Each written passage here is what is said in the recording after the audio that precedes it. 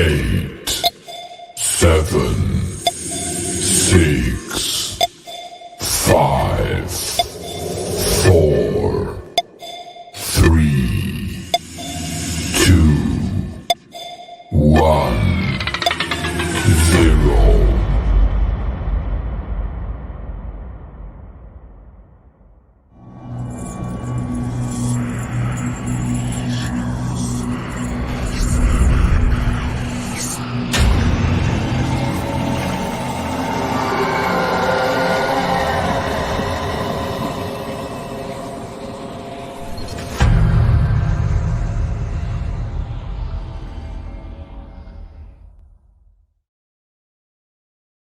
Hello and welcome. You're tuned into the best in paranormal talk radio. This is Darkness Radio presents Holzer's Ghosts. It is the season 2 finale of our program. That's true. We're already at the end of season 2.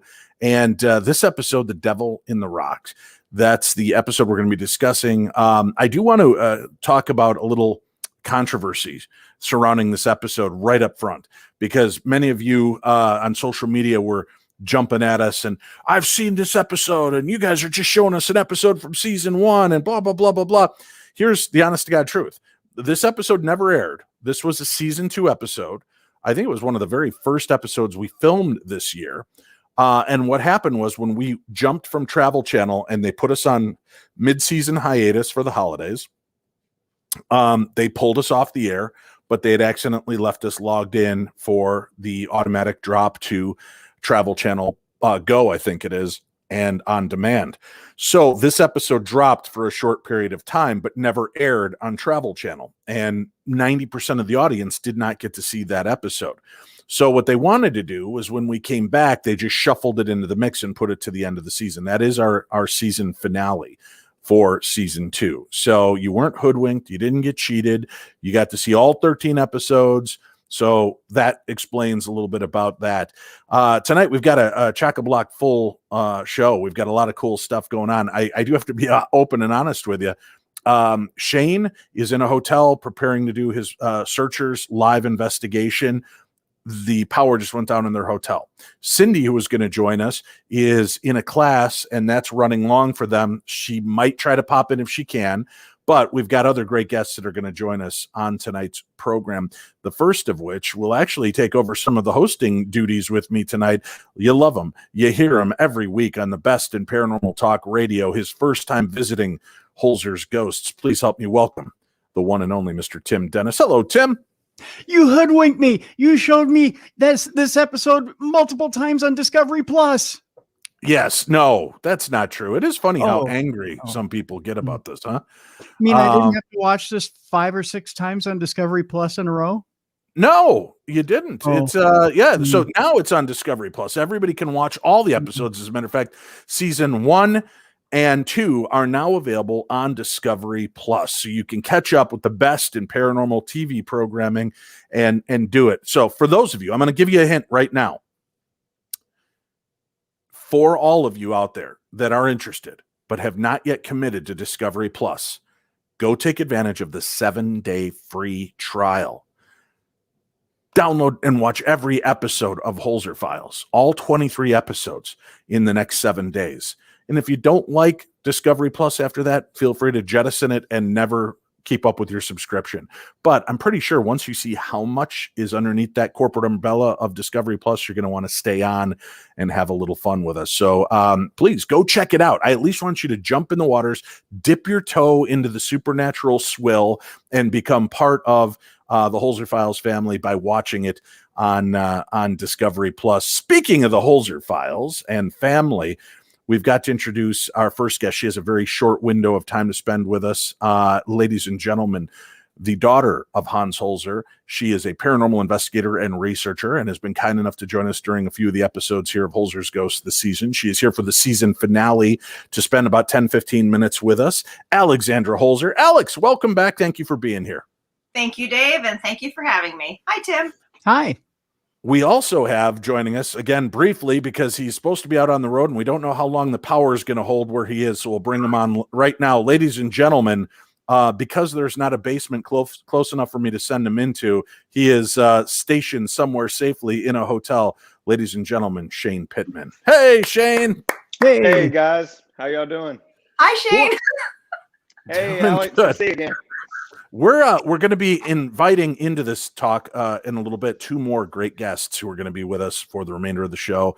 Our director of photography, Rob Toth, is going to be with us, and our associate producer, Brian Peterson, a Kramer Squatch, as we call him on set, will be joining us as well to share some behind-the-scenes stories and such. Alex, I know you've got a short window here. Season 2 finale, 23 episodes under our belt.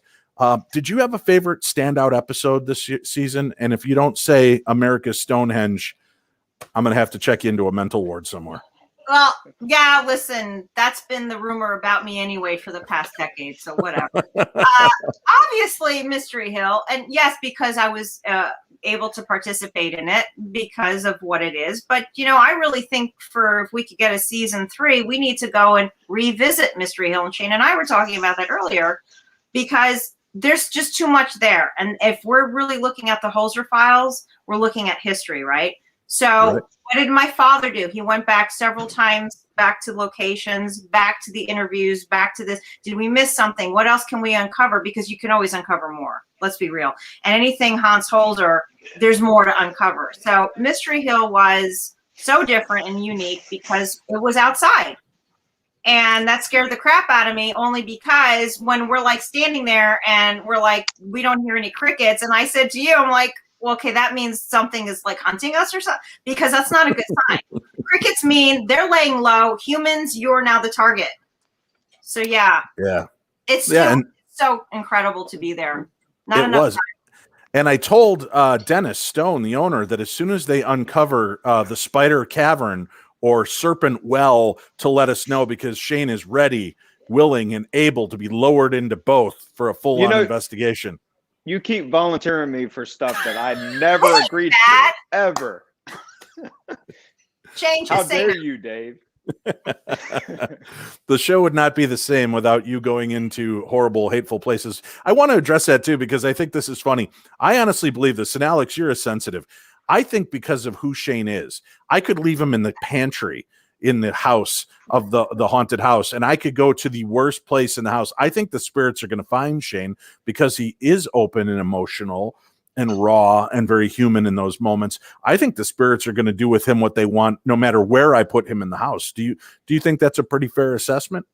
Yeah, it's almost like putting mistletoe above 2 people that you want to kiss. At some point, something's got to happen, right? So Shane's like the paranormal mistletoe. I don't know. What do you think?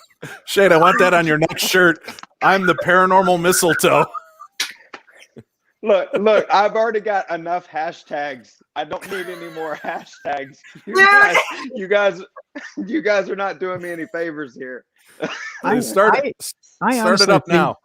I honestly think Dave's got 1-800 dial a demon on speed dial on his phone, and he's just waiting around the corner wherever Shane is, and he's just waiting to get Shane at every location. It's actually a new Holzer Files app that I've got. It's called Beelzebub Hub, and you can order demons to be delivered wherever you are in the United States. It's been a lot of fun this season. Man, even with the layoff that we had because of COVID in March and taking 3 months and then going back out, the year still went by incredibly fast. We got to see a lot of great places. Shane, what was your favorite episode this season? For this season, I would say Queen Mary, just because, of how the pandemic and all of that was.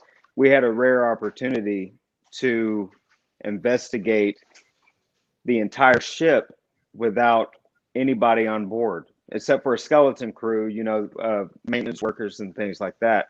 I don't think that would be able to happen again on that scale ever again.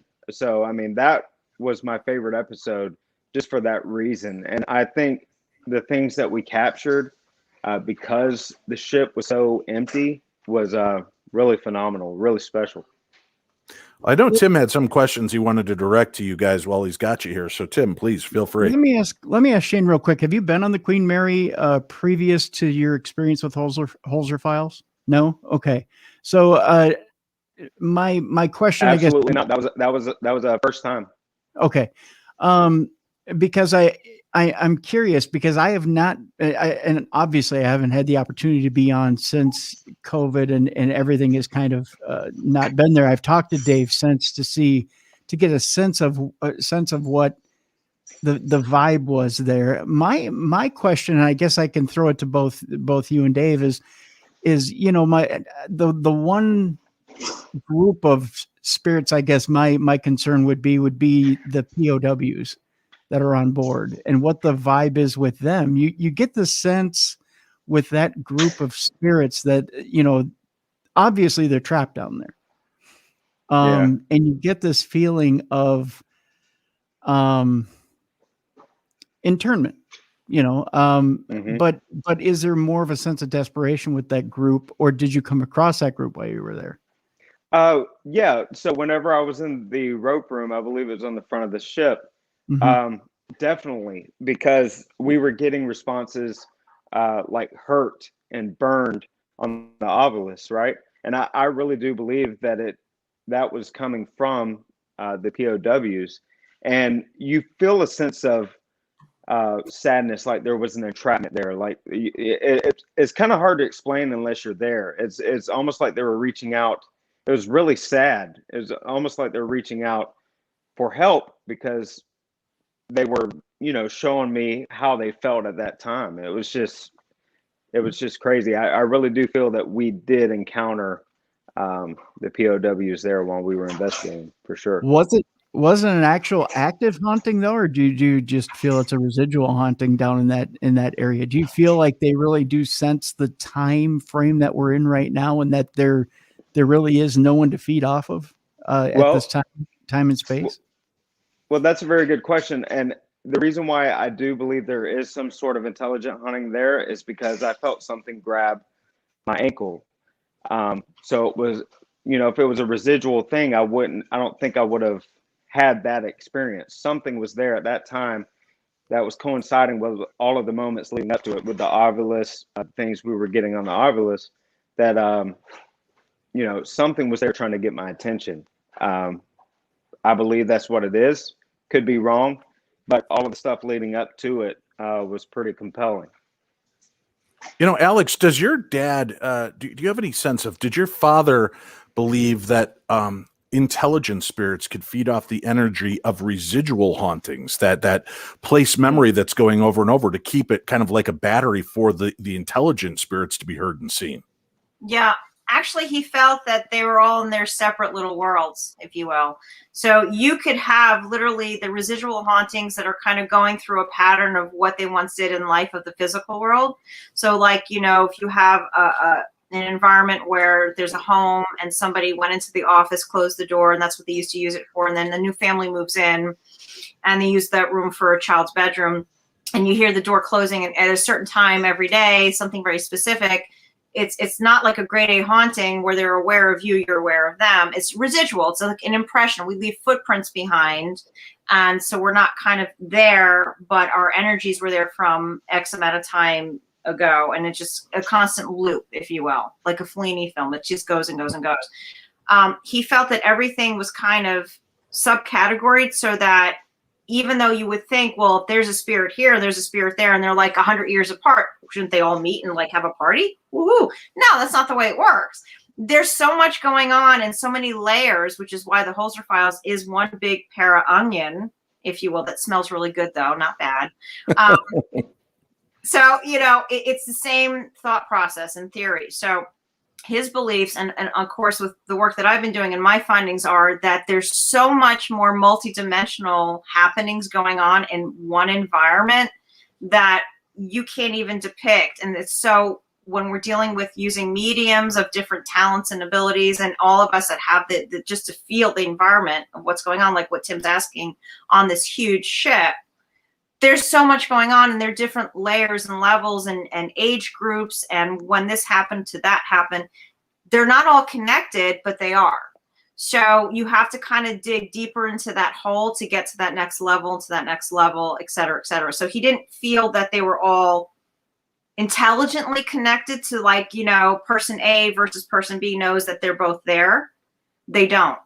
But person C in the middle knows that person A and B are there, but they can't communicate to either because they're further ahead in that veil, if you will, but they're able to be in that moment. And so there's a lot of weird things going on. So it's like you're kind of digging and digging. And that's why that real research is why you go back and you go back and you go back, which is why I think for season 3, we talked about Mystery Hill. Return to Mystery Hill is what I think we could do.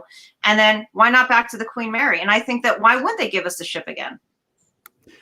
I'm all for it if we get the opportunity. But that's part of the Holzerisms, is what I'm saying. That if you're going to do the Holzer work, then you should be able to go back and go back and go back in some locations because they're so layered. And like what Tim's pointing out, it's like there's so many different people that had passed at different moments and for different reasons. And so you kind of, and then, you know, people that are going there over the years and years. I mean, who knows? What if somebody brings in an attachment? How do you know? That changes the haunting. Right.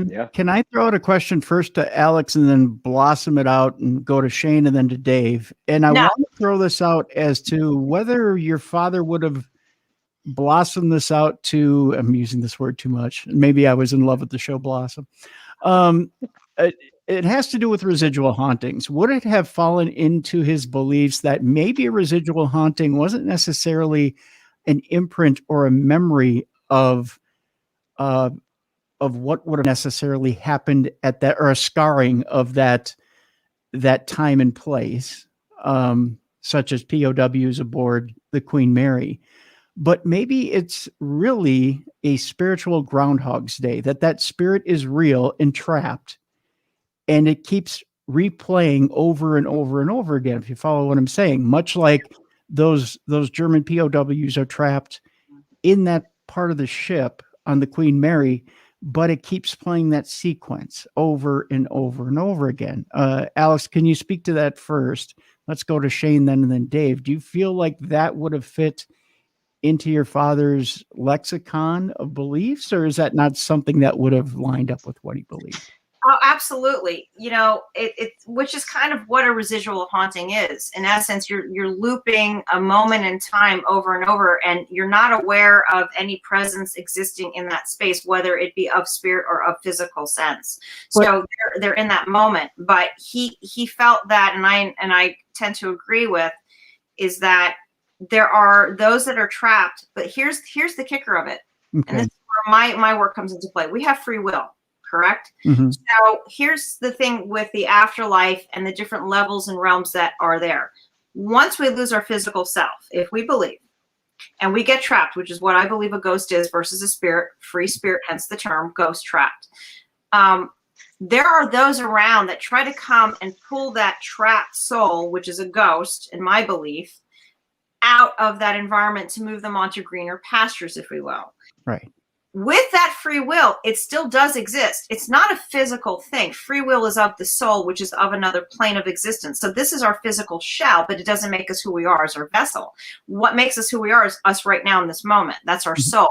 Our soul does live on. So if the soul that's trapped chooses to remain there after helpers come and say, listen, you need to move on. We need to go over here. You can't be here anymore. It's not meant for you. And they don't want to go towards what many have believed over the years and years and centuries, towards the light, whatever the light is for that person. Their free will says, nope, I'm going to stay right here because I don't understand where I am. I don't want to leave. I'm looking for so-and-so. And that creates the entrapment, if you will, that could be mistaken for a residual haunting and then be an intelligent haunting where it crosses over and saying, I see you, you see me. In this case, this would almost be like I don't want to use the word Stockholm syndrome because nobody's in love with anything here, but it's almost like a group psychosis. Everyone believes they're in a situation for a reason. It's no different. Just because you're not with your body, what do you think your body makes you who we are? No, of course not. Our personalities, our personas come from our soul, which we can't define because we're all about the physical. But when we use the physical, which is why people grieve and they can't let go, myself included, my father, I know he's here somewhere, but I can't see him. I can't touch him. Right. So I have this blocking of as a human being because I'm of the living still, and so you have to kind of go past that level and reach a point, a state of consciousness and subconsciousness where you have to say, well, I still do exist. I have to get away from that physical. So my eye color, my body shape, all that's gone once the body dies, but I'm still who I am. And where do I go from there? So either I want to cooperate and understand what happened to me when I died. I want to leave or I don't want to leave, because there's going to be guides that are going to come and try to pull you out of there to help you. I truly believe that. And if you're stubborn in life, you're going to be stubborn somewhere in the afterlife. And so the POWs, it's confusing. They don't understand time doesn't exist where they are versus where we are. Time is man-made, and you have to be of the physical being to understand time. So there's so many different barriers that you have to cross through. And when you've lost your body and you haven't gone to greener pastures, if you will, for whatever is the beliefs of what we feel in different religions, if you will, what does that mean? And so when you have certain hauntings, does that mean that they're aware or are they not aware? That's kind of, and I'll tell you why I bring up that point, and that does have to tie into this week's episode and essentially the end of this week's episode. Shane, can you add to that point or the kind of that theory that I brought up? Shane might be having problems with the video freezing. Yeah, I was going to say either that or I just dumbfounded him, one or the other. it could be a little bit of both. Yeah. That's actually a terrifying concept I hadn't thought of. Is this spirit trapped in this loop till they figure something out and get it right? That's torture to me. Yeah. I would be, if that was any of us, we want to get on with it. But again, if you're a personality that's very lax, very easy to kind of be like, oh, okay, that persona is going to be in there longer and will accept it longer, even with the help coming in. If you think about it, a lot of these soldiers were following orders. So, and if you get in a situation where you are, where you're stuck or you're following orders, and then you've been captured, name, rank, serial number, and that's all you're supposed to give. You're stuck in a situation where you're not to give up anything. You're stuck.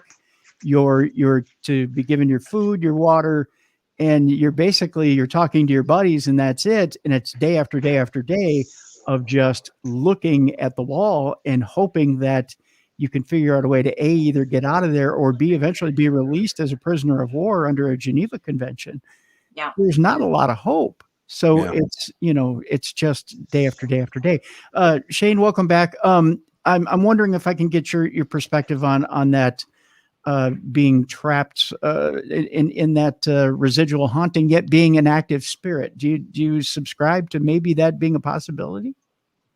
I definitely do. And I also believe that Hans would have entertained that idea, just like going off of what Alex was saying. He definitely would. He was a very intelligent man that always looked at things from an academic perspective first, and then entertained these different concepts and ideas in order to, mold his work and further his work. So I absolutely agree with everything Alex said. I think she said it perfectly. Very eloquently. Agree. Oh, Alex, I want to make a mention. There were people making comments about your dad's books, how much they love them. Many of them are going to antique shops and secondhand bookstores to try to find your dad's books. You're re-releasing a lot of the books, right? So people can find these books and get new copies. How can they order them and where can they go for that? Thank you, Dave, and thank you all for asking. Yeah, so I've been working with a publisher who's actually putting out my next book. We're trying to get them digitized first and foremost because it's very economically affordable, and especially now, it's easier to $2.99 to download a book. I like the actual book in my hand, but so all they have to do is go to Amazon and type in Hans Holzer, and you'll see the books that have been redone that are no longer in print. So we're bringing back the 60s, 70s, 80s kind of books that he had put out that you can only find in a flea market or secondhand shop. And we're digitizing them. There are some that are in print. There is a best of Dr. Hans Holzer book by Crossroads Press, which is listing everything on Amazon.com. So they can find that one. It's kind of like a tome of his top cases, which I think is a really good find. And it's in print. So we just released the White House ghost we have.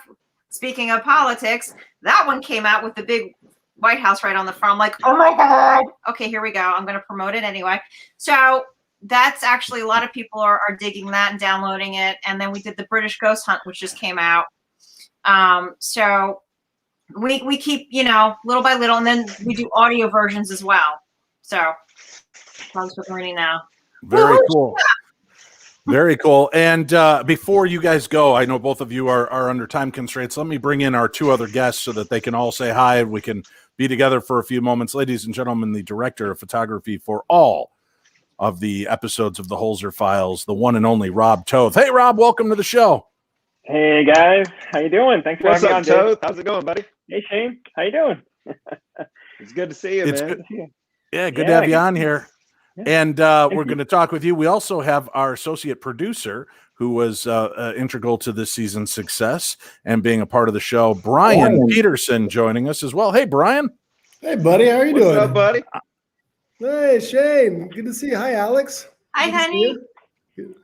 So we've got the whole clan together here, a nice little chunk. So today, because so many people have asked behind the scenes information, and I thought it'd be fun to kind of talk to a producer who's been on hand with us and helped us formulate the entire season. And Rob, again, you've been there with us, cameraman Rob, in many of the episodes, like tonight or this last season finale episode when we were at the ship chandlery and in the house. You were the cameraman there with me as we were witnessing all the weird sounds going on around us. We'll get to you guys in a second. Shane, you're working with the searchers. You're out and getting ready to do a live ghost hunt soon. So what can people do to find you and keep up with what you're doing? Yeah, so you can go to facebook.com/searchersbelieve, and we post a lot of videos and a lot of content on there. We're filming something special tonight that should be released in the next upcoming months. So you can check us out on Facebook, Twitter, Instagram, all your social media platforms. So excellent. Having a good time doing it. It's been kind of stormy. I'm in a remote part of Alabama. It's been a pretty hectic, stormy day. Well, let's ask you before we let you out of here. Season 2, finale here, Devil in the Rock. What stood out to you most about this episode? And is there any behind the scenes insights you want to share with the audience before we let you go?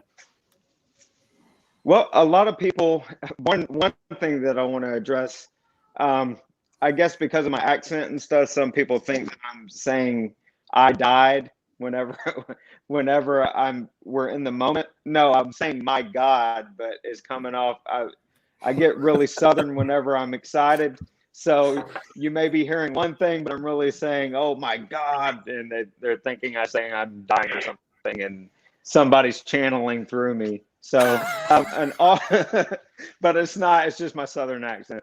And then another thing that stood out to me was when I was in the attic. I mean, we were only showing certain parts of that, but it legitimately, it was so hard for me to hold the camera up to film what was going on. I know y'all saw a little bit of the shaking, but that didn't even do it justice. It was so difficult to even hold the camera up because it just felt like an overwhelming sense, like something rushed through me. Really crazy moment. And a moment I won't forget for sure. Very cool. Alexandra, season 2 finale. Was there anything specifically about this episode or this story that stood out to you? Cohasset, I know your father loved that area. And I got to tell you, it's one of my favorite raps of that episode as we're doing the little outro to see your dad walk up and kind of smile that triumphant smile.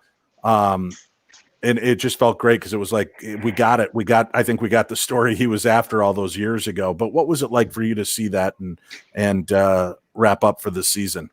Well, actually, I was laughing because I said, thank God he didn't fall in the friggin' water because he was so non-athletic. It's not even funny. I mean, he never met a tennis racket that liked him.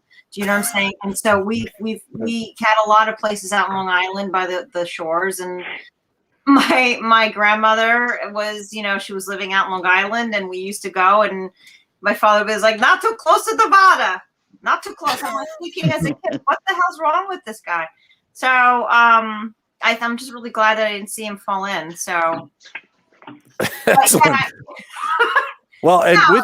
with you, I'd love to start revisiting some of these places, and Brian Peterson will be able to weigh in on this for us. Your dad has so many files to dig through. I'm pretty sure we could do 10 seasons without revisiting any of these locations. Is there one location that we have not visited yet that you would like to see us get into for season 3? There's a lot. It's a huge question because there's just a lot. And because I'm a New Yorker, so obviously anything that's close to New York, New Jersey, Right. Pennsylvania, Long Island is huge for me. I brought up earlier, we talked, Ringwood Manor, but I can say it now safely. So there's a place in New Jersey called Ringwood Manor. I personally went there as a young 20-year-old. I know it's hard to imagine. I was once 20. I know. However, I had an experience there, and I didn't even know my father wrote about the place. So, Wow. So I go there. Yeah. So I'm an idiot. Whatever. I was going to art. So I show up, and we were going through the tour, and there was no air in Ringwood Manor. They didn't have it modernized, so it was hot during the summer. And they're known for their beautiful gardens during the summer, and then during the winter they do it up for Christmas, like phenomenal. So we're there when it's hot, and everything's roped off with the velvet ropes. And I'm looking into this one room, and I had no clue. We just went on a tour. My first husband was from Jersey. It was the Jersey thing to do. AOA. So there we go. And I'm peeking in, and literally I saw a woman wearing a white gown, and her hair was up, and she was standing by her window, gazing out towards what would have been a pond in front of the property, if you will. And then she turns around and looks at me like that. And I'm like, oh my God, like, what do I do with this? Nobody prepared me for, like, what am I doing here? And so I couldn't tell anybody. And I said, can we just keep moving along, please? And it was so cold. It was so freaking cold. No AC. Nobody else saw what I saw.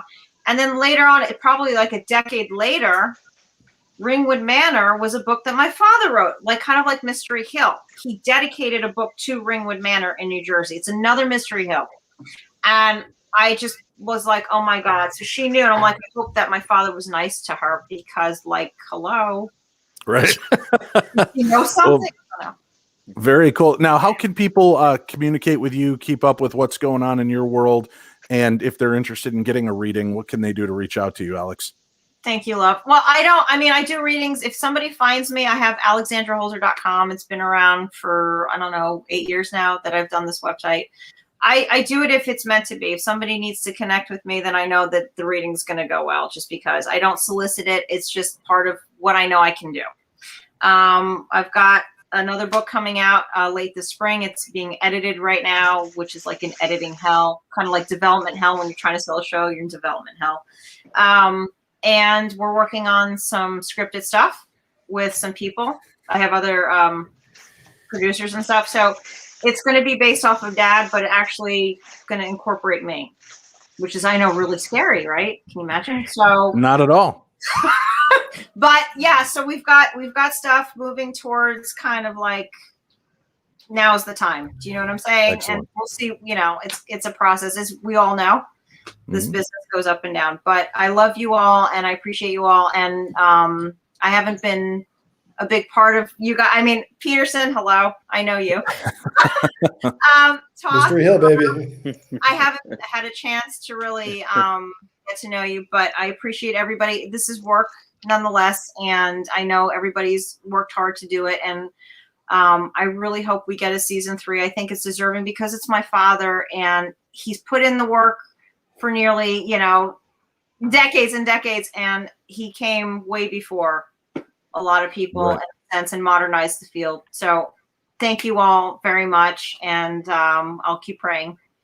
Well, thank you, Alexandra. And although this is the season 2 finale of the Holzer Files, Holzer's Ghosts episode, we still have 5 or 6 episodes to revisit from season 1. So I'll continue doing Holzer's Ghosts. We're going to take next week off because I'll be with my bio dad in Florida with him as he's getting his second COVID shot. But we will be back, and I'm sure you'll join me again for more Holzer's Ghosts and digging into some of the other stories from season 1. So thank you, Alex. Thank you, Shane. Shane, be safe out there with the bad weather.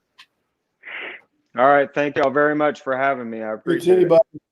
Thank you, my friend. Take care. Thank you, Alexandra. Always great to catch up with our friends and have them on the show. We've got Brian Peterson, Rob Toth are going to join us. We have to do a quick break. We will come back and get to them, and we'll take questions. If you have questions, put them in chat. We're going to try to keep an eye on it.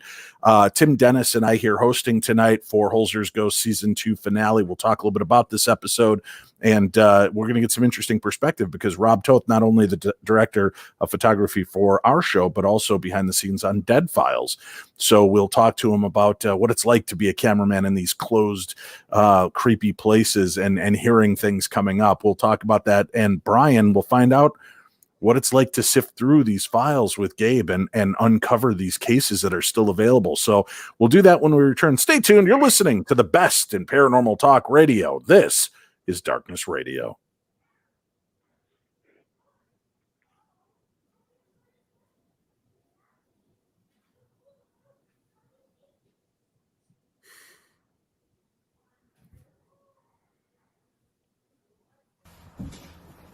Good afternoon, everybody. My name is Cliff Schrader. You probably all have seen me on the previous videos that I've sent through my dad's webpage here.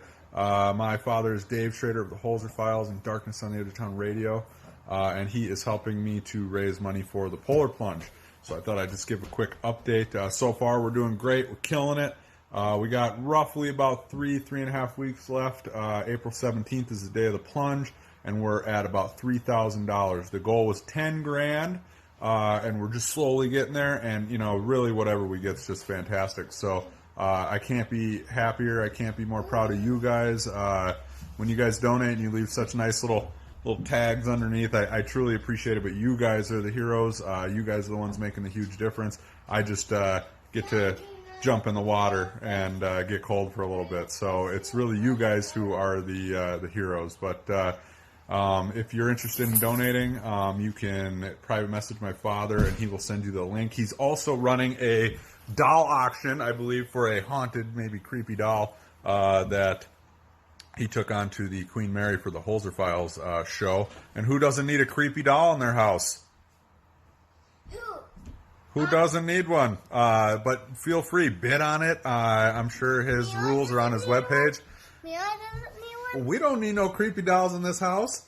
So bid on that and, run that up. It goes till Sunday at midnight, I believe, is the cutoff time. And you might have a chance to get some Holzer Files memorabilia and help out in the same vein, I guess.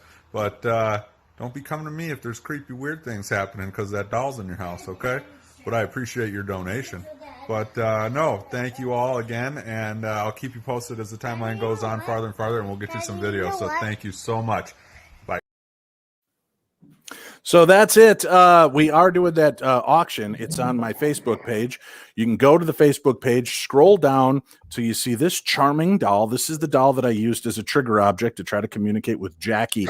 I'm going to be honest with you. It's already up to $1,000 bid. $1,000 for Special Olympics to help raise money, and you'll see her in the Dead Calm episode of the Holzer Files. We strapped the recorder on the leg, left her there to try to communicate with Jackie. So that doll is up and available. I know that she got out of price range for a lot of people quick. So I am also going to drop a second doll. This was also featured in the Holzer Files episode, but she's not as prominent. If you see the scene where I set them on the floor, you'll see the big doll, and off to the side, you've got this little beauty. And again, another haunted doll that had been donated to me because people did not want it in their house. I brought it hoping if there were spirits attached to it, they would play with Jackie the ghost and we get some activity. But if you're interested in getting this little cute doll, I don't know, little bride or whatever it is, very creepy. I'll have it up on my Facebook page as well starting tomorrow, Friday, and it'll be available for a few days as well to see if we can raise more money. All the money goes to the Special Olympics to help Special Olympians get their training, travel, and uniforms. We have an exciting show tomorrow. We're going to be doing a live video stream, just like you're watching right now. We have a very special guest. Terry Carnation is going to join us on tomorrow's program. Terry Carnation, the host of Dark Air Radio, paranormal legend Terry Carnation will be joining us to talk all things paranormal. We'll do a live video stream here, and then the audio will be made available next Wednesday on our regular Darkness Radio podcast. So I hope that you'll check that out. We're back. Tim Dennis, my co-host from Darkness Radio, is here with us. Brian Peterson, our associate producer this season on the Holzer Files. Rob Toth, our director of photography for seasons 1 and 2. Gentlemen, again, thank you for being here tonight. Absolutely, man. Thanks for having us. Thank you. Peterson, I got to know, there are so many cases that you guys have to sift through with Gabe. First of all, just kind of give people an indication. I mean, thousands of cases this guy's done. How many cases, locations even still exist? I know we run into some are burned down, some are gone. What do we run into when trying to book those locations? Most of the locations still exist. I mean, that's kind of what I've found. They're hard to track down because, he's not giving you the address in the thing. He's not always telling you exactly where it is. So it takes a little bit of detective work to kind of figure out where they are. But most of them exist. I think the tricky part is trying to figure out where they are, who's there now, do they want to have us come in there and are they having experiences? Because a lot of times what Hans did back in the day took care of the problem and they're not having any problems there. I mean, that was, what we ran into with the Rockland County thing. We tracked down the very first home they ever went to. It took us forever to find that location. And then they were there and they were like, yeah, we are in touch with the spirit world. And we feel like whatever he did here in 1952 solved the problem. We haven't had any issues here. So that's kind of what we've dealt with. But there are, hundreds, thousands of cases. I've heard so many hours and hours, hundreds of hours of tapes.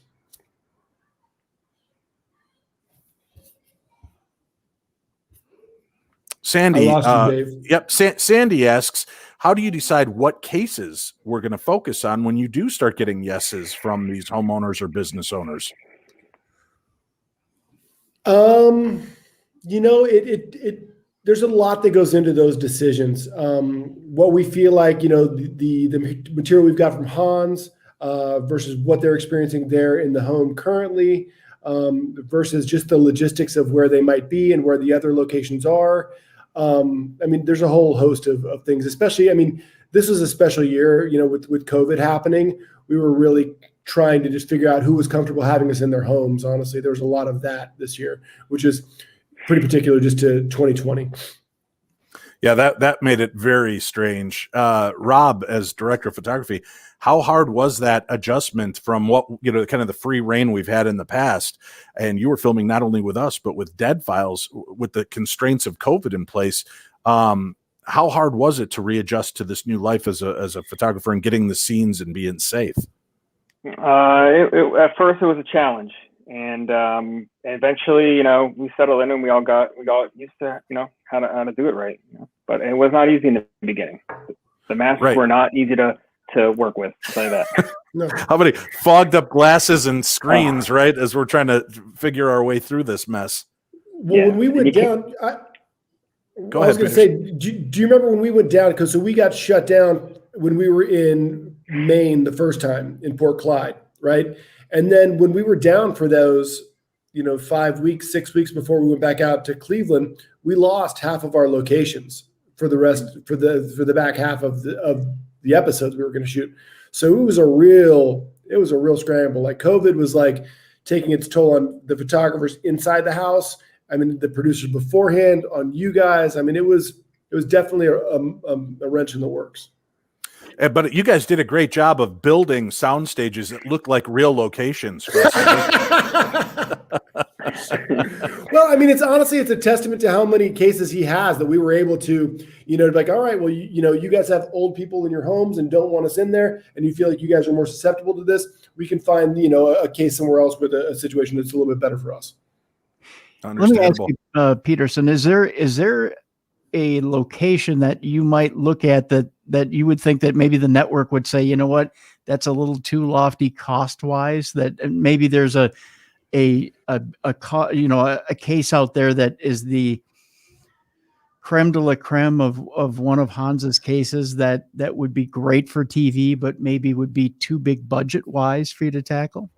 I mean, my mind immediately goes to the international cases, because we've got a whole host. I mean, probably, half of his cases are in Scotland and England and Austria and Germany. I mean, he spoke, he spoke French, Hans spoke German, he spoke a lot of languages. So he was able to go around Europe and investigate all over the place. And I've heard interviews with, German farmers and Swiss milkmaids and whatever, and Scottish, dukes, so for me, like the European season would be epic, but probably out of the price range.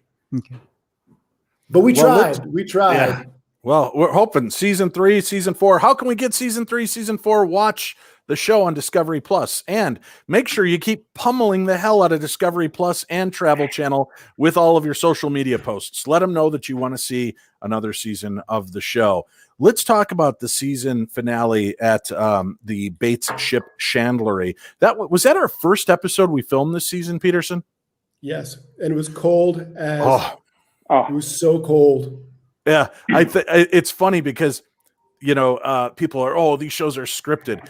We're not scripted, but there are instances where, like, we filmed that interview with the gal outside of the house, and it got so cold that you start talking like this because your mouth is not working. And we had to like warm up and go inside to film some of these bits. That was unbelievably frigid. Yeah. Toth, I got to ask, how hard is that as a camera guy to keep that camera warm and not fogging up or misting over? You guys are in a lot of places where weather is always changing on us.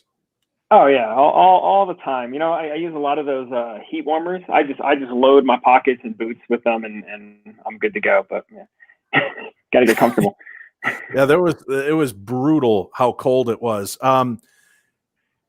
We'll talk about the experience you and I were having, Toth, when we were hearing things moving around in there. But Peterson, this story kind of stood out, and I know you were excited about. This was your first episode with us. And we were hearing. Hold on. I was a season 1. I was working in post as an editor. In season 1, but I mean, out with us in the field. Sure. Being active with us out in the field. And I am OG. We're right. I know you were there for the good, but I mean, this is when we get to interact with you. Yes. That house, the ship chandlery. When we were there, there was this moment, and I see what I love is watching the outsiders. You guys coming in to do this. It's one thing to be in the office editing and working through the storyline. It's another thing entirely. And if you remember what I'm about to talk to you about, we were getting ready to break, and I stepped into the chandlery to warm up for a moment. And then I popped open the door, and I'm waving you and Rob Safi, our director, in. And do you remember what we were hearing? Yeah. Well, go ahead. I mean, I remember. Go finish what you were going to say, because I remember a couple different things in that moment. Well, we waved you in, and you could hear people walking around, and there was nobody. Everybody was outside, accounted for, just the three of us. That was your first indoctrination, kind of being on set for this. Yeah. I just loved your response, because your eyes got like saucers, and you're like, get out of here. No. What was it like to actually be in that moment then? I mean, you watch the stuff on tape, and you don't really know what to expect when you're getting into it. You know what I mean? But then something like that happens there when you're in these houses, and you're just like, well, and I'm in charge of making sure people are quiet on set while we're filming interviews. And I remember that there's moments where I'm getting elbows from from Safi, from the showrunner. He's like, keep people quiet. I'm like, there is no one moving in this house. Like, I don't know what to tell you. Like, nobody's moving. There's things are happening here, So that was the first time it definitely something was amiss.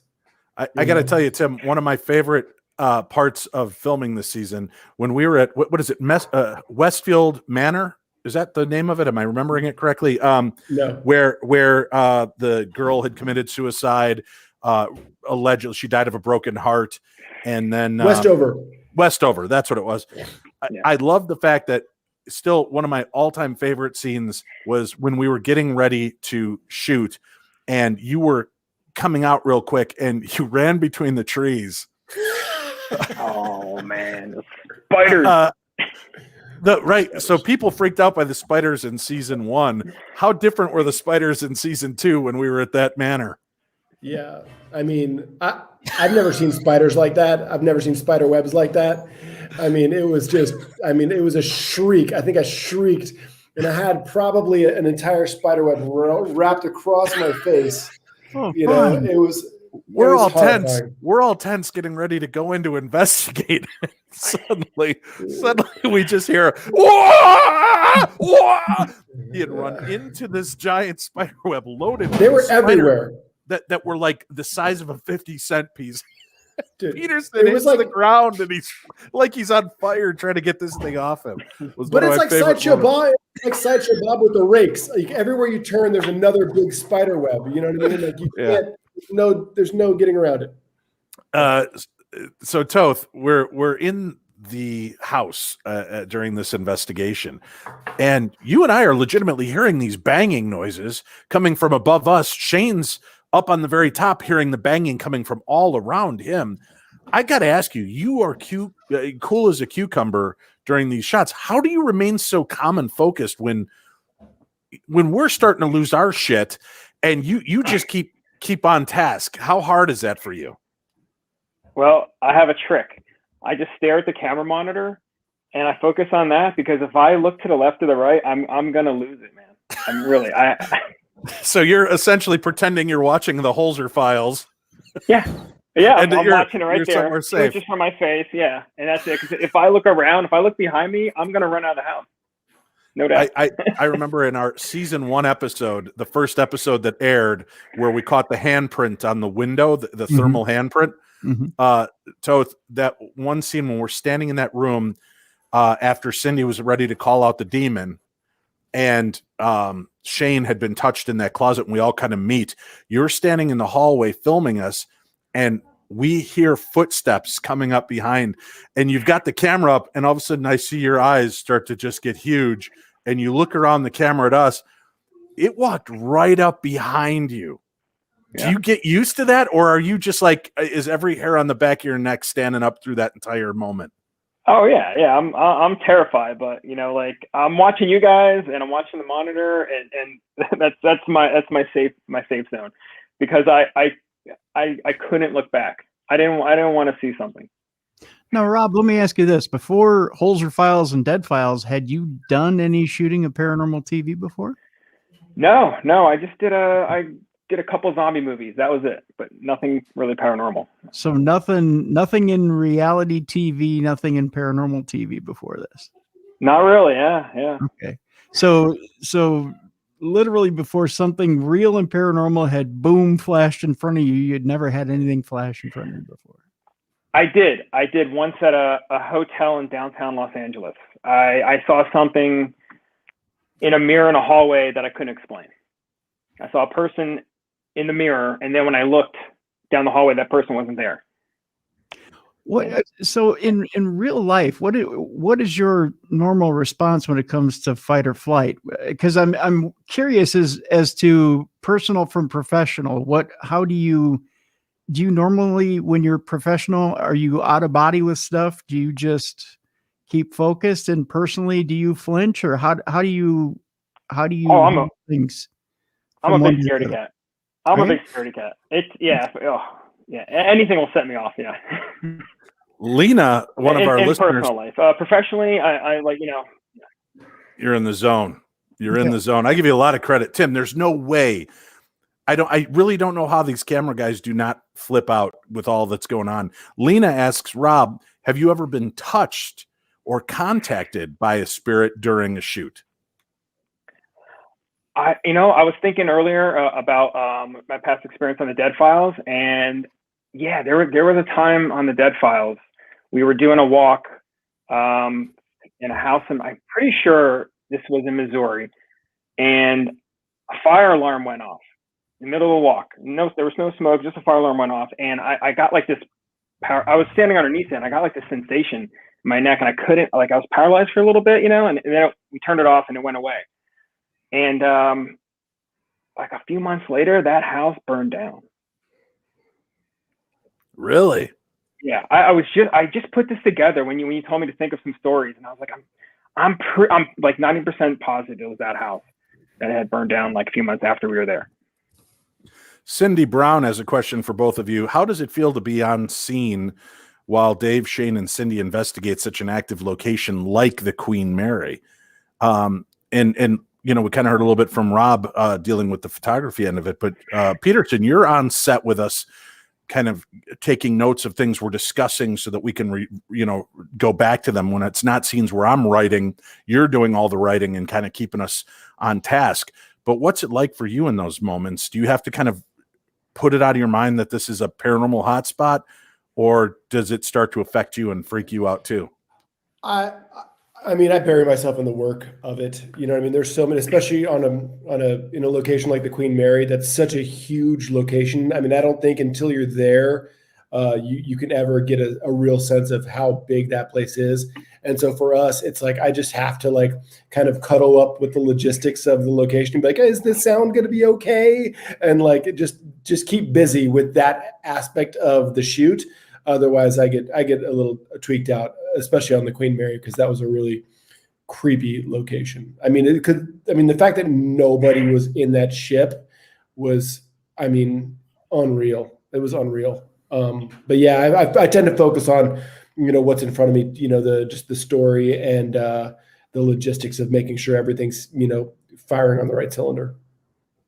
Well, maybe I can point it to this way, not the Queen Mary necessarily, but Rob, first episode, season 1, we're at the Whaley House. This is our first investigation together. Yeah. You're there filming. Rob Safi, our director, is there filming, and I get banged and thrown into Shane and hit the ground. What's going through your mind as a director on this? Are you worried about, okay, I got to get up over and get the shot, or are you worried about, oh shit, don't let me be next?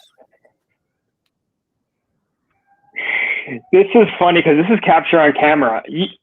So when it was like 2 or 3 in the morning, we were doing that. I was so tired. I was sitting on like the edge of a chair when it happened, and you get pushed. I leap up and I'm like, oh my God. And then like when it airs, I could see myself leaping up in the security camera footage. that woke me up, I gotta say. Yeah. Yeah, that was one of the more awkward moments. Peterson, have you ever had a paranormal experience yourself, either prior to this or during the filming? Yes. I mean, I had them all season long in these locations. I mean, it was, I was there when those bells started ringing at the Merchant House Museum. That was crazy because those bells weren't connected. Like they weren't the wires, because they need wires to go from the bell to various locations around the house. And they weren't wired anymore, weren't cabled anymore. The Rockland County house, the footsteps in that house, I've never heard anything like that. I mean, there were things that just happened all season long in these locations that have no explanation.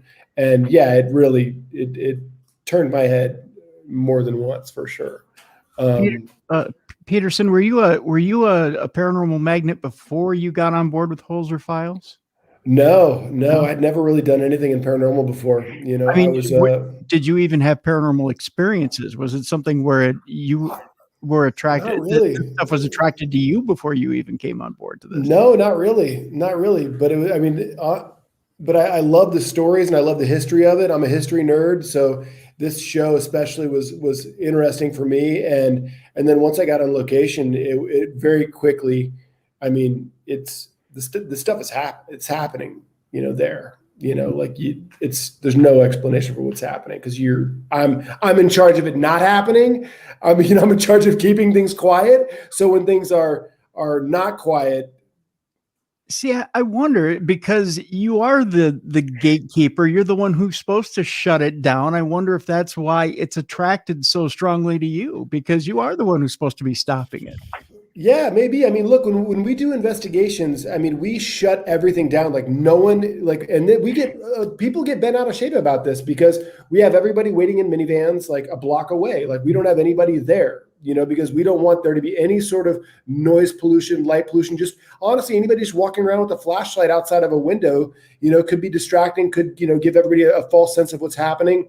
And, our producer, I got to wait in a van. I mean, except when it's like 10 degrees outside, then they're like, great, I get to wait in a heated van.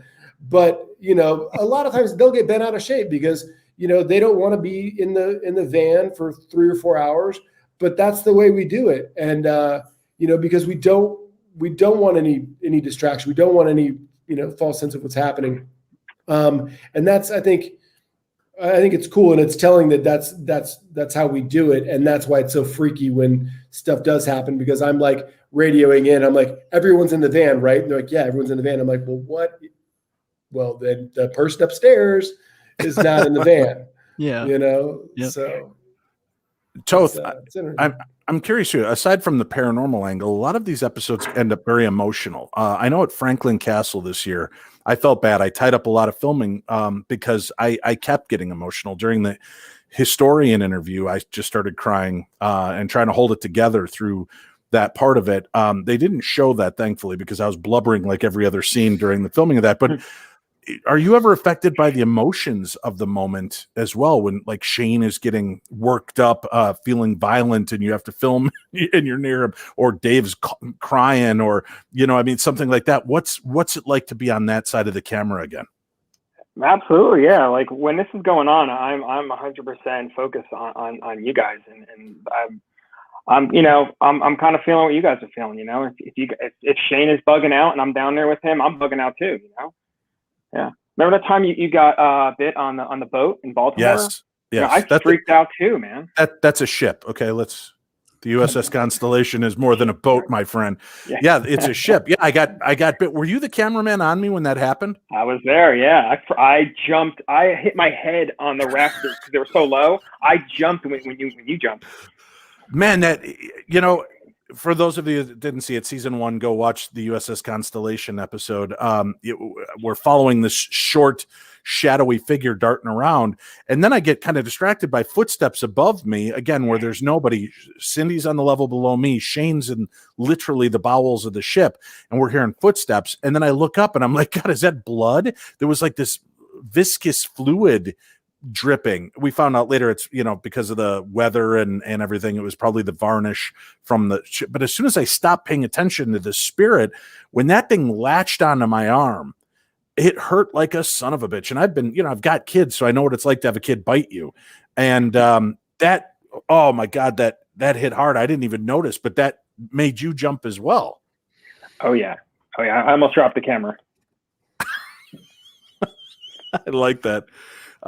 What stands out to you about the season finale, Peterson? I mean, we got to see a lot of great places, investigate a lot of incredible stories.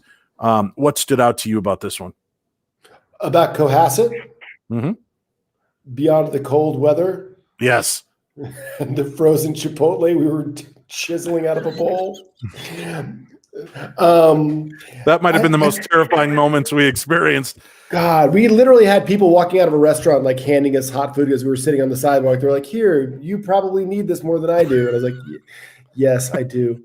That was an interesting experience, just because we had done a lot of research in going through his files, and there was so much about moving. There was so much about moving the Chandlery and kind of that story and that aspect of it, and it turned out to be something entirely different, as far as the story of Habermock and the fact that the natives themselves thought that land was cursed, and the story of the Brig St. John, and the fact that all that and all the tragedy of that land was so tied together. And I guess it's really cool for us to go in and kind of with a kind of a keyhole idea of what, Hans thought it was, and then to really go in, because he didn't bring a medium to that investigation. He went in and basically spoke to some witnesses.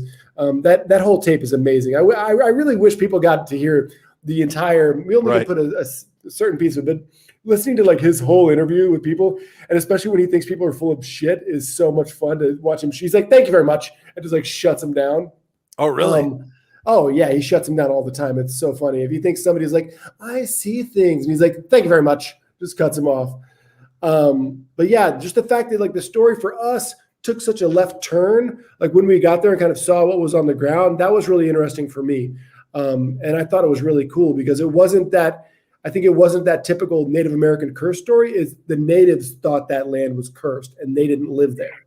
And I thought that was a really, really, it kind of blew my mind. Agreed. The story was powerful. The effect that it had on Bob, right? You've got this man who's like a million years old, and I don't mean that disrespectfully, but he was just like, he was so old, so set in his ways, but then there was no way we were going to get him. You guys like plied him with everything to try to get him to set, and he would not come. It was funny because the producer that was working on that specific episode, I said, "You're going to get him to set, right?" And he said, "No." And I said, "Give me his number. I'll get him to set." I spoke to him for maybe 10 seconds, and I was like, "He's not coming. He's not. I mean, there's just no way. There was no way he was coming." Well, I know. As I'm sitting there in front of him, and I said, "Would you like to come back with us?" And he said, "No, this is pretty much where I plan on dying." And that was it. He did not plan on leaving that house. And he thought this was his last winter. And I remember just being hit by that. So much is captured during these episodes.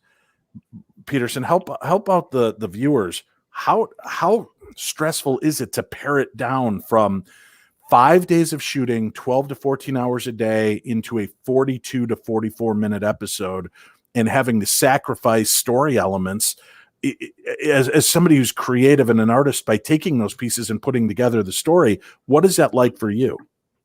It's a lot of fun. I mean, it's a embarrassment of riches, honestly. I mean, because I go into it, especially having worked in post on season 1. I mean, I go into every shoot knowing that's kind of, we have that structure of where things need to go.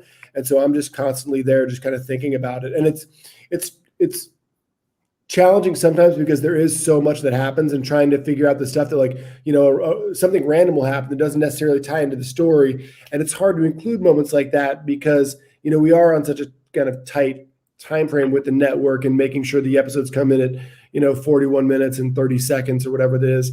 But yeah, I mean, I think it's a great challenge. I mean, I love doing it because it's just it's a lot of fun to think about it like that.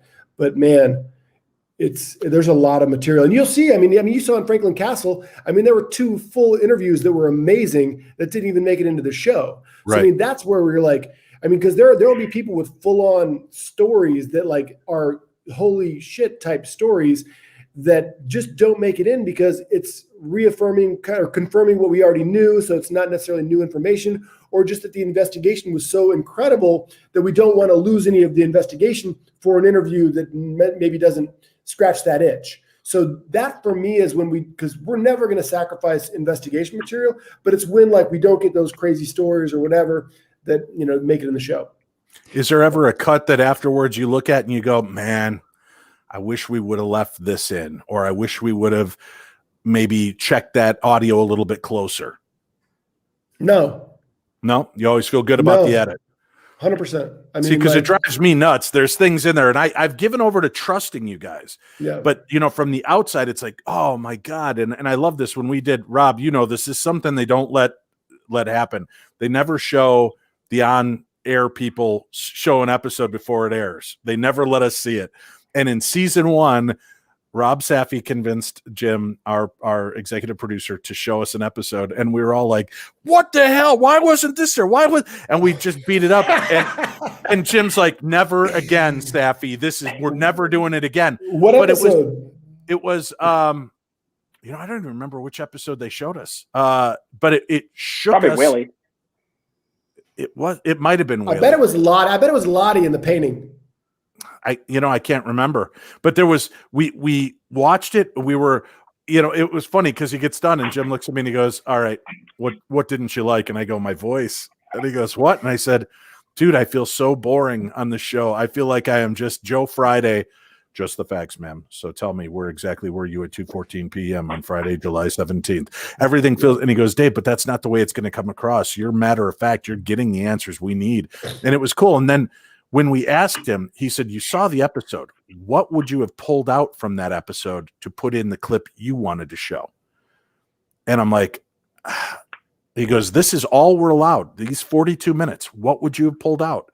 And I'm like, I can't think of anything. And he goes, "So trust the process, man. You got to trust the process." And do you think if we get a season 3, how about when we get a season 3, and we're going to be on Discovery Plus, we're not under the same constraints we once were with commercials. will there be more content? Do you think we might get a 56-minute episode as opposed to 42, 44, or will it always be kind of in that same packaging? It will always be in that same packaging. I mean, I worked at the network for a while, so I can. I mean, they're gonna. These shows go to the network. I mean, after they air on D+, they then air on Travel Channel, or they air on Discovery Channel, and so it doesn't make sense for them to have an asset, a show that they can't just readily kind of dump onto the network. They need to have it fit that profile. So, like the time frame, at least, so I can put commercials on. Mark G asks, Dave, do you have any lasting injuries from any of the times you've been attacked? I still have a scar on my back from. How is your back? Yeah, I still have a big gash scar on my back from the episode when we were at the Lone Maple and such. Yeah, and I went backwards into the bathroom and tore my back up. Again, camera guys, that was a little room we were all crammed in, and I was getting so uncomfortable in there. That's why I decided to step out in the hallway. I'm wishing I wouldn't now, because that was one of the freakiest moments to see that black shadow figure come flying up the stairs at me. I go ass over tea kettle into the bathroom, split my back open, and I love watching the footage from the stationary camera because it's like business as usual for Rob and Rob. You guys are both like, okay, let's get around and make sure we get the shot. And all I remember is I'm laying on the ground like, oh, and I look up and you're right over the top of me with a camera. Not like, are you okay? Is there anything we could do for you? It's just like, don't miss the shot. Don't miss the shot. Oh my God. I was outside the house, like around the side of the main house, watching the security cams. And I had that, there was that one security cam that was looking dead at that staircase, and I had it on the main view, and I was just sitting there watching what was happening, listening to it on the earphones.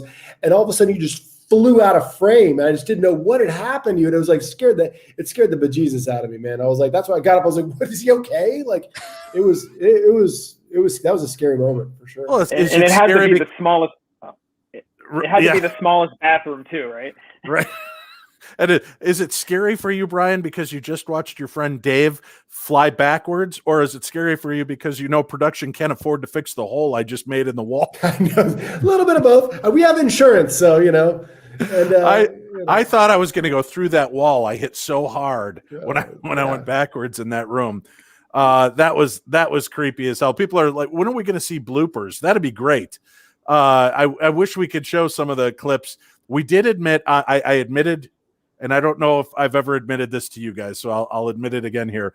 When we were at the house where we found the Underground Railroad, the doorway. Peterson knows.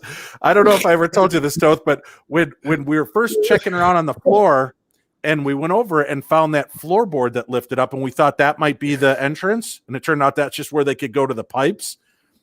When I went down there, I got down on the floor, and I'm like, this is amazing. And when I stood up, just a little fart. It was just a very tiny fart. But then when Cindy and Jacob over, they're like, oh, something's dying down there. I love the audio from that because I have that audio from my recorder, and I can hear you guys, you and Safi, start laughing hysterically because of everybody's reactions to how bad the smell is. No, I've never laughed so hard. I was sitting in the monitors, I was crying, laughing. That was because everybody thought it might be like paranormal or like something. Is like because you'll get like cigar smells or whatever it is. Like you'll get senses in these houses, but then it's like this paranormal smell, and Dave's like in the corner, like, I don't know what it is. She goes, it smells like rotting flesh. Something's buried down there. She's like, something's dead in this house. I could have told them from college what it was. Right. Oh my God. Tim knows the brew. So there you go, Toth. I apologize from the bottom of my heart, but that was a poopanormal activity. I know you swore to secrecy. You swore to secrecy, Dave. I told all the editors and story producers to watch that, and no. Oh, did you really? Oh yeah, I was like, that's hilarious. Amazing. I was like, you have to watch this and know what's happening. I felt so bad that occurred, and I had to look at. I'm fogging up my glasses. I'm laughing. Sure, you feel bad. Oh, I know, I did. I feel like because remember, Cindy comes running into it. She's like, "Well, I can taste it." When she said I could taste it, Shane's like, "Oh, it's everywhere. It's sticking to me. I can't get rid of it." Then you put Shane right down into it. You like shove it down in the hole. We might have found the Underground Railroad. I didn't know. We had to send them down there to look, and there was no way I was going to fit through that hole. This is not cool, Dave. Get me out of here. Smells like hell. Something's dead down here. Oh, it's been great. Great being a part of this. Favorite memories from this season, Peterson? What would you say is your favorite episode? Ooh, my favorite episode? I don't know. I mean, honestly, I feel like that was a really good episode, the Waterford house, just because that everything about that location was just it looked like the typical crazy haunted house, and it was in the middle of nowhere. And the archive, this is one of the ones where I wish we could just play the archive for people, just put it online so people could hear the entire investigation that Hans went through, because Ethel was channeling so many spirits and so many voices came through her, and it was crazy and terrifying. And the backstory there was just crazy. And then to go in there and have it again take this kind of left turn where, finding the Underground Railroad rooms, and that woman's experience, Mary, and what she had been dealing with in the house. I don't know, for me, like that was really but also then the Phantom Hand, the Cleveland episode, because we had been trying to track down Tony Todd and track down that location and tell that story, because that was one of the pieces of audio that we had from season 1 that I had been, just chomping at the bit to tell that story, just because that audio was so crazy. And that story of the hand coming through the trap door was so freaky, so I've been really wanted to get us out there to tell that story. So those are probably my 2 favorites, I would say. Toth, what do you say of all the locations we've had a chance to visit in season 1 and season 2? Did you have a favorite place so far? I really liked the Tony Todd episode in Cleveland at the train depot, and then tying him in with it. That was great. That was probably my favorite one. Was there a location that, now that you've been there and saw how paranormally active it is, you never want to go back?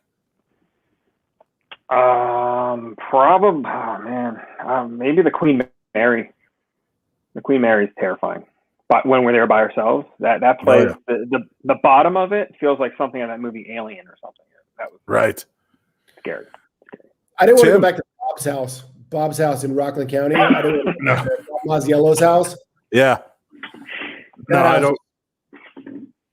Very bizarre. Tim, what about you? Favorite episode from the season? I'm partial to the Queen Mary episode, and I really did enjoy this past episode. I'll tell you why. There was something I liked, and there was something I actually wanted to bring up to Peterson as an editor. There were a couple of questions, and one question in particular I wanted to ask you about. Did you feel like and I don't know how much you kept out of Bob's interview did you keep anything out of Bob's interview, by the way? No? Well, yeah, we did, because we talked to him for an hour when we go to do these interviews. We have to anything pertinent out of his interview. We squeezed all the juice out of that lemon. Did you? Okay. Because it was the first episode we shot. So we went back through that with a fine-tooth comb. So we went, because he was really playing poker with you guys. He did not want to give up anything, and you could tell he was the guy who he was really sitting on secrets. At least as a viewer, you could tell he was not going to tell you anything. No, and that's why I say we didn't leave anything on the table with him, because he was that way, and the first pass the story producer took with that, I was like, no, there's more here. And we had to keep going back through it. And so we were combing that footage with a fine-tooth comb, trying to get every piece out of that guy. But yeah, so we squeezed that as hard as we could. As an investigator, I guess, and I don't know if you did this on purpose as an editor or not, there was a little clue in there. And I don't know if people picked up on it before even Cindy left little clues psychically and little Easter eggs along the way as to what was going on in the episode. And then there's actually a mechanical clue as to what is actually going on in the house. And I'll tell you, I'll I'll just straight out tell you. I know I shouldn't leave a spoiler here because it's still on Discovery Plus. I'll give you the mechanical clue. I won't give you the psychic clue, but I'll give you the mechanical clue as to what is actually going on in the house. And Dave, if you remember, when we investigated First Avenue, and you've got the Mel meter, and it has to do with the Mel meter. Downstairs in the basement, do you remember the little mini transformers that were down there? Right. Yeah. Okay. You remember the leakage that was down there? It was around 64, 67, something like that. Do you remember what the guy at the club said? What that kind of leakage would do to your boys, so to speak? Oh, yeah. That it would fry your boys? Yeah. The fact that whatever walked in front of the Mel meter and gave you a 130 something at twice that amount of RF, that would have basically fried all your boys right there. I mean, you'd be walking around. Don't say that too loud. Winnie's going to want me to go stand by that again. We do a full sweep. We do a full sweep, just so you know. So we do a baseline to make sure that there is nothing that's consistently doing that. That's why we had no clue what happened. The thing. That's a false number. What was given to you on that Mel meter was a false number. So what you ran into was not an earthly spirit. What ran in front of that Mel meter was not an earthly spirit. It wasn't. It was an elemental, or it was right. The Habermock. I hate to get exactly. That's what came up and said hi to you. Yeah, no, we got that. I know, Rob Toth, you've got to get going. Thank you so much for joining us tonight, buddy, and spending some time here with us on Holzer's Ghosts and wrapping up the season. It's been a pleasure catching up with you, man. Stay safe. Thanks, Dave. Thanks for having me on, and good night, everybody. Good night, buddy. Thank you. Yeah, I agree. It could be the Habermock. It could be that elemental. It definitely, I've never seen the equipment jump like that in my life. To watch it respond and react that way. It was, that's why we just all look stunned when we're all looking at each other. And then when I need you to step back, and then it did, and just dropped to zero. Yeah. That was insane. Right. And that's what I'm saying. And if you remember, down at the Palmer house, there's an elemental in the basement. The elemental in the basement will respond if you talk to it. If you give it, I don't want to say commands, but if you interact with it, it will interact with you. So that's why I'm saying it wasn't necessarily a demon that you were dealing with up there, but it was an elemental. It doesn't give off that type of RF, but so you could tell that there was something unusual or strange that you were dealing with. And so there were little Easter eggs along the way. And I thought, as we're watching, there's little clues that were given along the way that you're dealing with something that isn't quite of this earth. So I thought that was kind of cool. I guess I'm tipping my hat to you, Peterson, that it's I didn't know if it was done on purpose, but the story that was told along the way, I thought was put together quite nicely on your part in the episode. It was a nice piece of storytelling when you're putting together a program. Well, Dave, I don't know if you remember that location. How many the rocks at that location? Oh yeah. I mean, they say Cohasset means like the rocky shore or something, but once you're there, you're like, holy shit, there are a lot of rocks here. And my dad is a physicist, so I called him up. I was like, what the hell is happening in this place? I mean, it's a pretty magical place. And they do a great job of sifting through, because those interviews sometimes are an hour. Like the Commodore was 3 hours. We did that interview with the Commodore and the Queen Mary. The guy had so much stuff to share with us, but they listen. And then when we're going back and we do the final reveal and ending, then they have to go comb back through there to see if there are any signals, any high signs. And you guys do a great job of tripping those triggers as the episode progresses. Well, I remember, Dave, when we started the Commodore interview, we started I was very excited that we started that interview a half hour early. And it's like Sappy is starting a half hour early. And as we were running an hour late, I was like, oh God, Chimp Kavafe asks, Dave and Tim, do you shave each other's heads for your birthday? It's a pertinent and important question, Chimp. No, we allow each other to shave our own. We don't, we never trust anybody else with a razor. No. Peterson, this has been a great season. It was a lot of fun to be out there in the field with you. to do this, and I thank you for the time and patience and effort you put in. I know that dealing with us can be a handful, 3 monkeys running in different directions all the time, and you guys do such a great job behind the scenes of making us look good and making an amazing story. So thank you for the work you do, buddy. It's my pleasure, man. I have a lot of fun on this show. It's a lot of fun. And I want to thank, of course, Rob Toth for joining us as well and letting us in on a little bit of the behind the scenes with him. You can check out Holzer Files season 1 and 2 on Discovery Plus. All of the episodes are there. I do have a clip I'm going to show in a few moments here for tomorrow's show, so you guys can stay and check that out. A quick little insight to what we're going to be doing live tomorrow.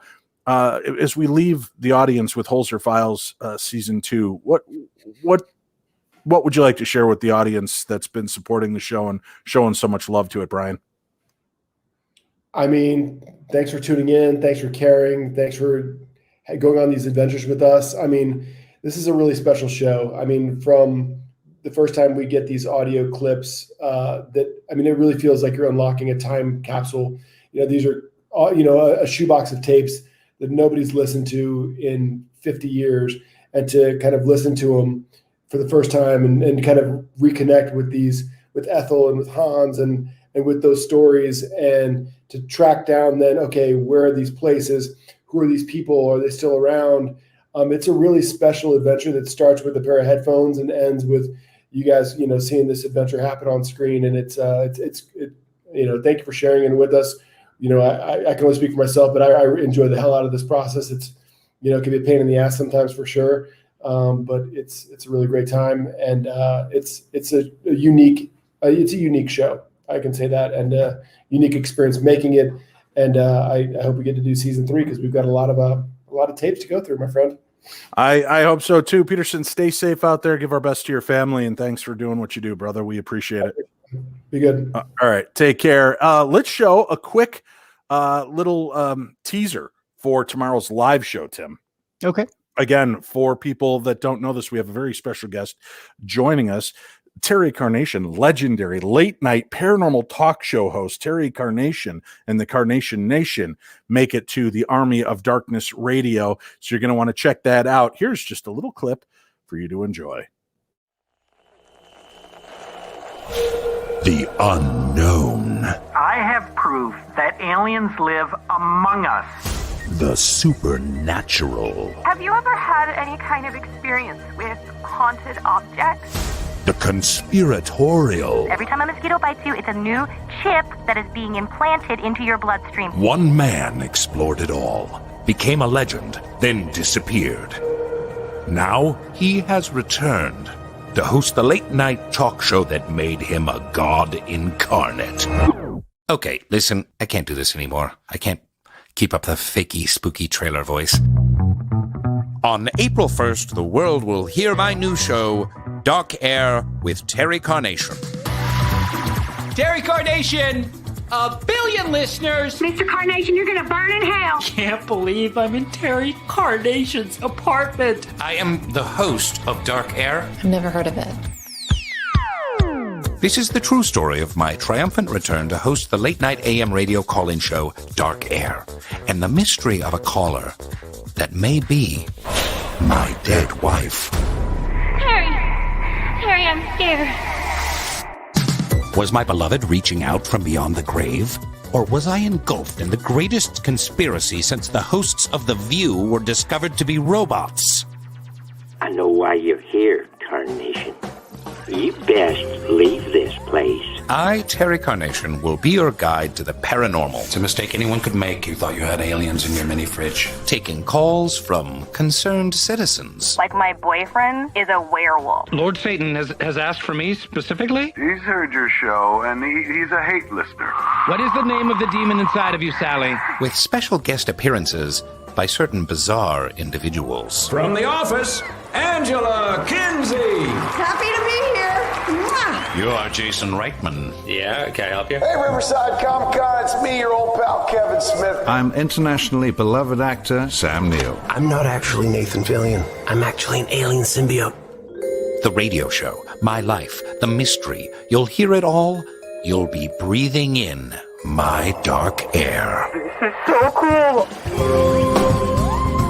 Are you saying that chemtrails are actually alien semen? I don't want any of that Terry Carnation stink on that chair. You're joking me. Rainn Wilson is Terry Carnation in Dark Air, dropping April 1st, featuring Yvette Nicole Brown, Al Madrigal, Karin Soni, Tom Lennon, and many, many more. Subscribe wherever you get your podcasts. If you dare. Hey, you know what? I'm starting to like that fakey trailer voice.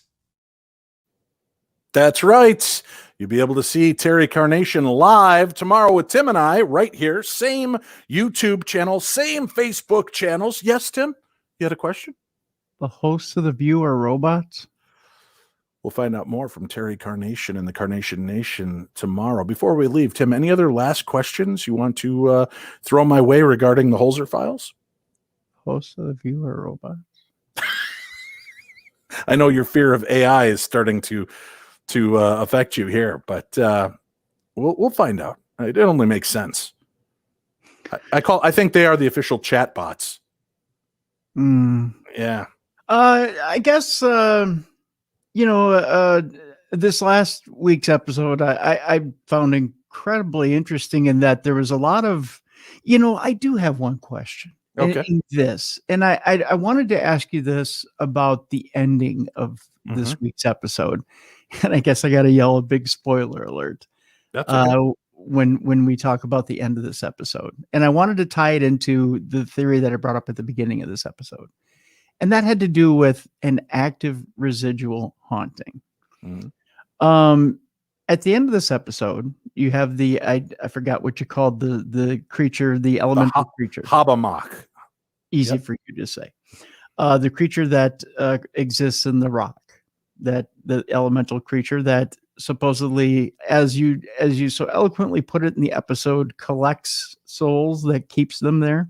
Mm-hmm. And the reason why I put it this way is simply this. I talked about a shared experience and the fact that these souls would have to believe that they're being held by that elemental in order to think that they can escape. Okay. And I relate it to the POWs that would be on the Queen Mary. Right.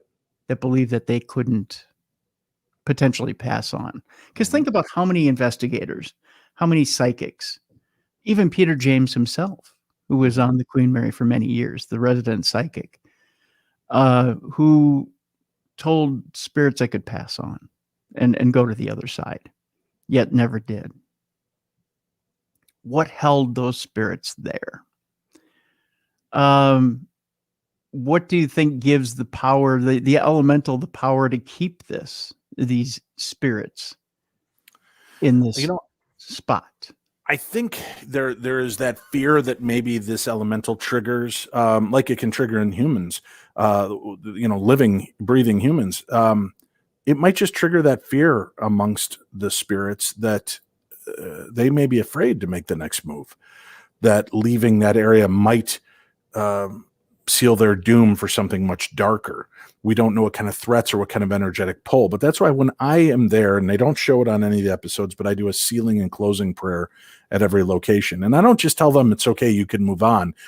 During the prayer, I ask that God opens the floodgates and that all of the friends and family members of these spirits can come forth to help get these spirits back and to wash through these places and clear them, cleanse them, and help lost and forgotten spirits. And I don't think they're necessarily forgotten in the way we think, as we've been told in the past by many mediums. We still have that free will, but they may have forgotten how to move on or to find that light. And I'm just, I throw out that blanket statement hoping that the light will be open for them. Cindy is not necessarily a firm believer that we can help them cross over. I don't think. But that's why, it doesn't hurt. I do the prayer because I feel better about it. And I feel like at least I'm opening that door and trying.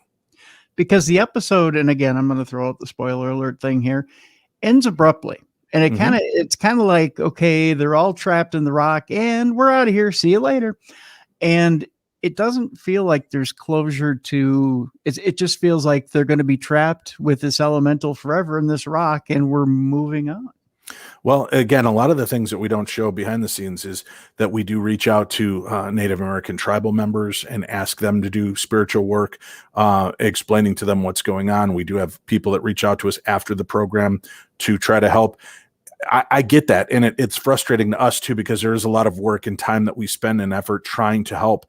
But as you and I know how volatile audience members can be when the thought of religion enters. They want to know all about ghosts and demons, but don't evoke the name of God. It'll piss people off. So they don't show the prayers and a lot of the work that we do. I was really surprised that they showed the Santeria priests in the episode at the Morris Jumel Mansion. I'm glad they did, but you didn't get to hear what they were saying or doing. You just saw them in the background working and doing their bit to cleanse.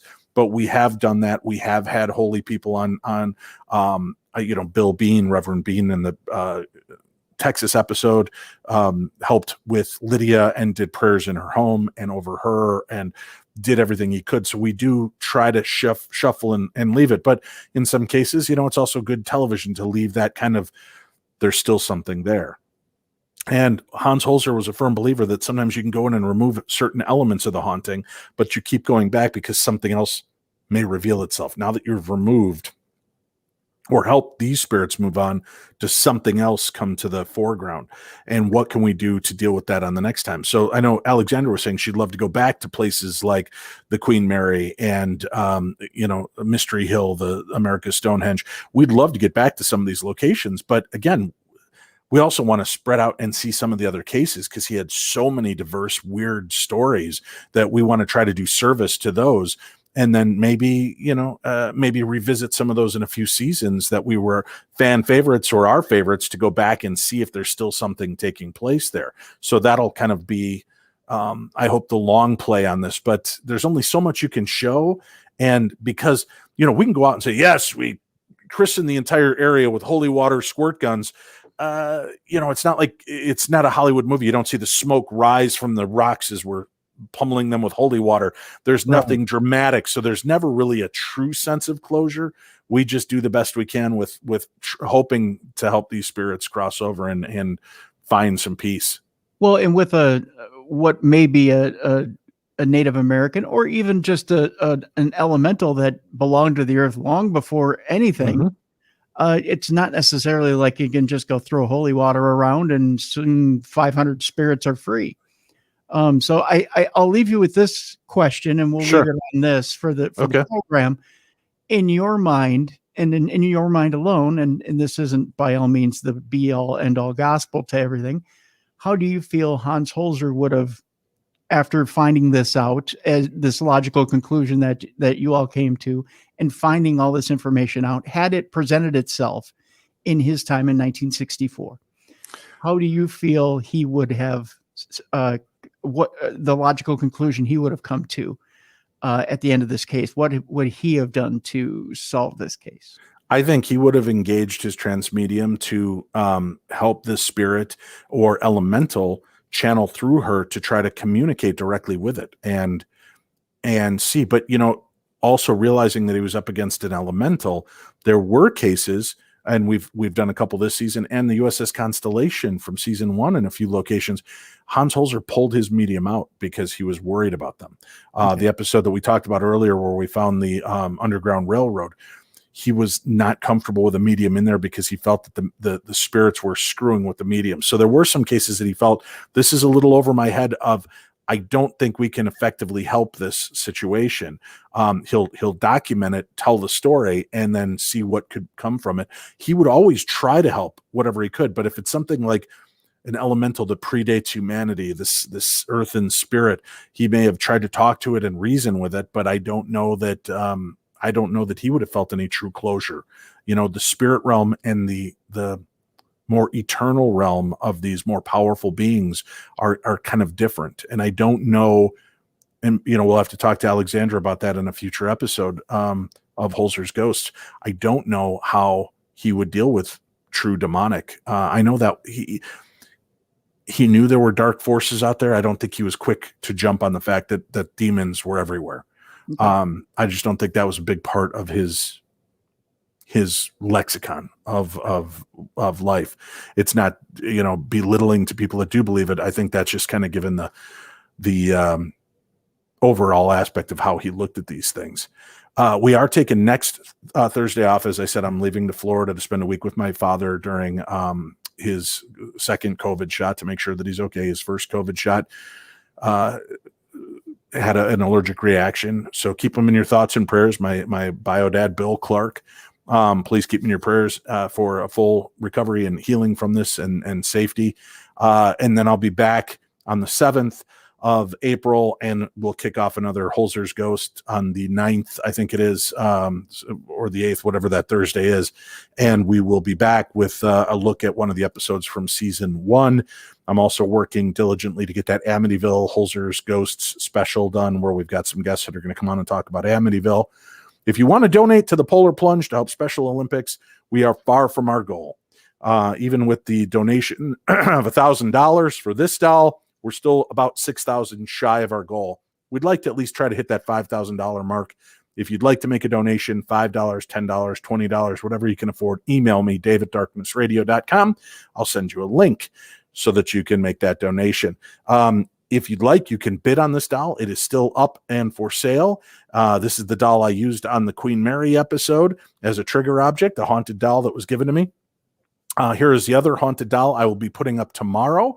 It's much smaller. You can see in size. She's about the size of the head of the other doll, but she's a really beautiful little doll. We used her on the episode. You will see her laying on the floor next to this doll in the episode. She was much too small to try to strap a recorder to her legs and very fragile. So I will put this up, and if you'd like to donate on this, put some bids in. We'll run this for about 4 days. Highest bid will get this, and then I'll send you the winner clue saying you're it. As soon as I see that you've made the donation, we will wrap this little baby up and get her in the mail to you and delivered safely, and you can have a haunted doll in your home and not in my home, because I'm tired of having haunted dolls in my home. So thank you all for tuning in. I hope you've enjoyed season 2 of the Holzer Files as much as we did presenting it. Remember to listen to the best in paranormal talk radio every week. Dave and Tim take you into the world of the unusual and supernatural as we delve deep into the stories of ghosts, UFOs, Bigfoot, psychic phenomena, monsters, myths, legends, and more. So stay safe, kids. We'll be back again next week with more of the best in paranormal talk radio. And make sure tomorrow you tune into the same Bat channel, and that is at 2 p.m. Central, 1 p.m. Mountain, noon Pacific, and 3 p.m. Eastern to see our really cool interview with Terry Carnation. And that'll be tomorrow live right here. The audio will be available next Wednesday on our show, so that you could hear that, and then the full episode of Darkness Radio that we will incorporate that in on. So again, for Tim Dennis, I'm Dave Schrader. Thank you for tuning in. You've been listening to the best in paranormal talk radio. This is Darkness Radio.